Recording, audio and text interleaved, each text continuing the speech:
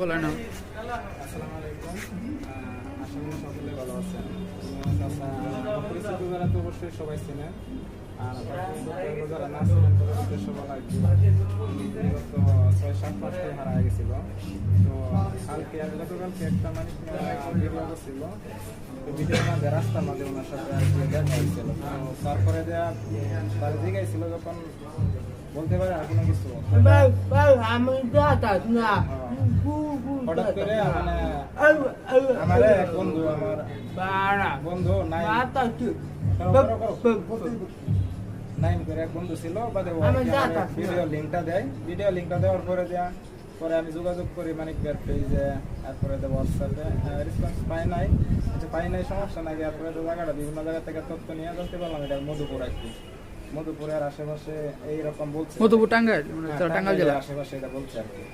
তো আলহামদুলিল্লাহ পরে দেখা গেছে গ্রুপ যে টাঙ্গাইল যে গ্রুপগুলো ছিল ওইগুলোর মধ্যে পোস্ট দিয়েছি। লাস্টের যে পোস্ট দিয়েছিল আপনাদের গ্রুপে মধুপুর হেল্পলাইনে, হ্যাঁ মধুপুর হেল্পলাইনে আর কি পোস্ট দেওয়া হয়েছিল। পরে আমার বড় ভাই কমেন্ট করছে যে উনি দেখছিল আর কি দুপুরে। আমি সকালে রওনা দিয়েছিলাম, রওনা দেওয়ার পরে যখন বাসে আমি গাড়িতে তখন বড় ভাই কমেন্ট করলো যে ওনারা আমি দেখছি দুপুরে। এই আর কি পরে যোগাযোগ করে মোবাইল নিয়ে যোগাযোগ করে পর্যন্ত আসা পয়সা আলহামদুলিল্লাহ পাওয়া গেছে। সব আটকাজ করে পাওয়া হয়েছে। তো অনেক দিনে এমনি করছিল হলো এই জায়গার মতো করেছিল হয়তো অতদিন, বা এটা কি মনে করছে আচ্ছা 25 মাইল মোটামুটি টাঙ্গাইল এলাকার মধ্যে হয়তো ছিল। তো টাঙ্গাইল এলাকার বাসী বা আপনাদের কাছে যাদের কাছে বিরক্ত করছে, আপনাদের কাছ থেকে হয়তো অনেক সময় পায়া গাইছে বা হয়তো নেয়া খাইছে। তো সকলে দিন তো আর দেওয়া আমার পক্ষে সম্ভব না, যেহেতু আমার চাচা লাগে।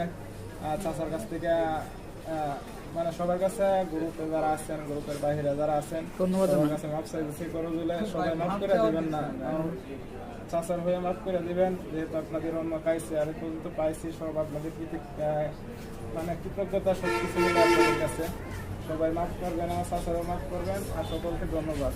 আর সাথে মানিক ভাইকেও আমি যেহেতু ভিডিও রান্না করেছি সবাই ভালো থাকবেন, ধন্যবাদ।